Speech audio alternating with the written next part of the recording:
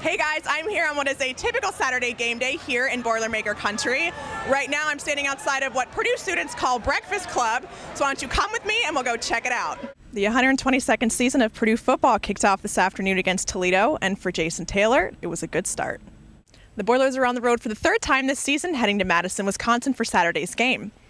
Many people are wondering what the key to victory is on the road for Purdue and what to expect from Camp Randall. Coach Hope says it's a pretty simple thing. You need to take care of the football and you need to play hard for 60 minutes. The last home game of the season is happening here at Ross-Age Stadium this Saturday. Not only is this the last home game, but it's also senior day for the Boilermakers. The senior class will be recognized on the field before kickoff in a special ceremony. A few of the senior class members give us their thoughts on this bittersweet day, and Coach Hope talks about how special the senior class has been. Ryan Kerrigan won the Bronco Nagurski National Defensive Player of the Week. He had a team high of 9 total tackles, 3 sacks, 2 forced fumbles, and a fumble recovery during the stunning victory over Ohio State this past weekend. Coach Hope says that he's getting better and better as the competition rises, but that he is not a finished product quite yet. The Boilermakers have given up approximately 36 points in the past 2 games. Defensive linemen Mike Neal and Gerald Gooden talk about what they need to do to improve for this week's game. And Mike Neal gives us the inside scoop on why they call him the Beast.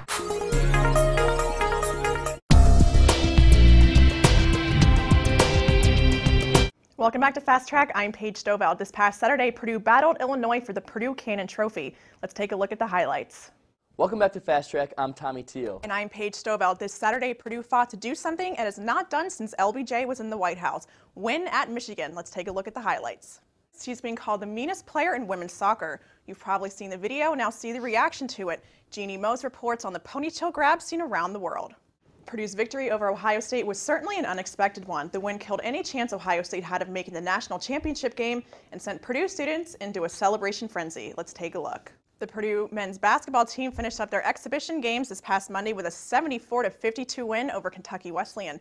The 7th-ranked Boilers take on Cal State Northridge on Friday to kick off their regular season at 7 p.m. A 5-game losing streak had many of the Boiler faithful doubting the team and coaching staff.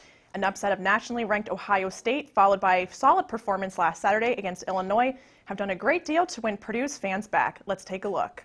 Purdue's win against Michigan was vital in the sense that it kept Purdue's bowl hopes alive. But what did it mean to the players personally? Joe Perello camped out at Purdue football practice this week to get some players' reactions. Abe Trindle isn't your average football player. He's a 26-year-old freshman from Martinsville, Indiana, who is a member of the U.S. Navy SEALs and has participated in 3 tours in Iraq during Operation Iraqi Freedom. During his time here at Purdue, he hopes to earn respect from coaches and players and make an impact on the team. Well, this team, is a team filled with amazing athletes, amazing coaching staff, and right now, they got great leadership. So at some point in time here, I'd definitely like to, step up into some kind of leadership role. But as I mentioned before, it's important to, earn some respect and street credibility before you step into that role, and that's something I'm working on right now, and I will do so throughout the offseason. I'll be here for probably more like 3 years. I'll return back to the SEAL teams as a commissioned officer, and then complete however many years I decide to do there. And the history degree is just something I love to do. I love history. I think it's important. It repeats itself. But ultimately, I think someday maybe I'll be a history teacher whenever my time in the Navy's up. Starting from the age of 17, Trindle entered the Navy SEALs and was forced at an early age to grow up with strong leadership skills. At the heart of these skills is his professionalism, not just on the field, but in every aspect of his life. Purdue was anxious for this leader to develop on the team over the next 3 years.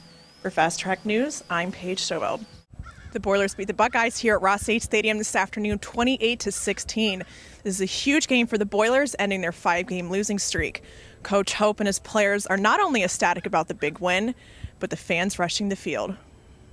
It's just like all the other real big ones. It's something really special. It was a great moment in Ross-Age Stadium. All those students that come to the games and was part of that celebration down on the field after the game. That's why they came to Purdue, to be part of those great experiences. And this is a day that they'll never forget, and it's a day that our team won't forget. And we got to get used to it.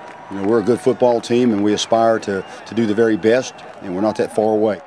I don't know what it feels like because I ain't never had one this big before. So. It's just an unbelievable feeling right now. You tell yourself you can beat them all week, and then when you finally go out and play hard, and that clock hit 0, it was just an unbelievable feeling. I was rushed several times, like they stole my gloves and everything, but they can steal them every time if it's like something else.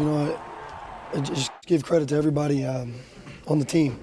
A lot of people, freshmen and sophomores, they could easily quit and not want to work hard in practice and show us a good scout team, but everybody stuck together. With a 1-5 record, not too many people were cheering for us, and it's a huge win for Purdue family. Go back, you got all the past greats that have played here. Drew Brees texted me, last night. He said, "Hey, go out and shock the world, have fun. I'll be watching." That was one text message. Hopefully it'll never leave my phone. It'll be something I'll remember for the rest of my life. It's a big game, you know what I mean? We still got a long season ahead of us. But to beat the number 7 team in the nation and to get off this losing streak is definitely a big game for us. I love our fans, and when things don't go right, you get a few people, a few less desirables that get in touch with you. But I've had tons and tons of emails and phone calls from people that see the energy that we're playing with and the passion that we're playing with and how hard we're trying. And that's what Purdue is all about. So to be out there on the field with all the fans, and particularly with the student body, we have a great student body here.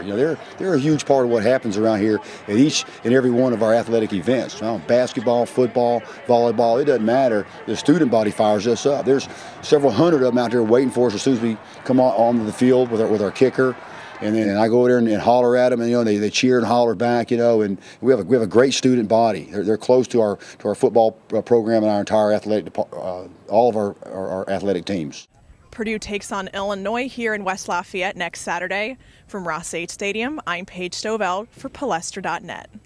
From Ross-Ade Stadium, I'm Paige Stoveld. I'm Paige Stoveld. I'm Paige Stoveld. From West Lafayette, I'm Palestra.net's Paige Stoveld for ESPNU.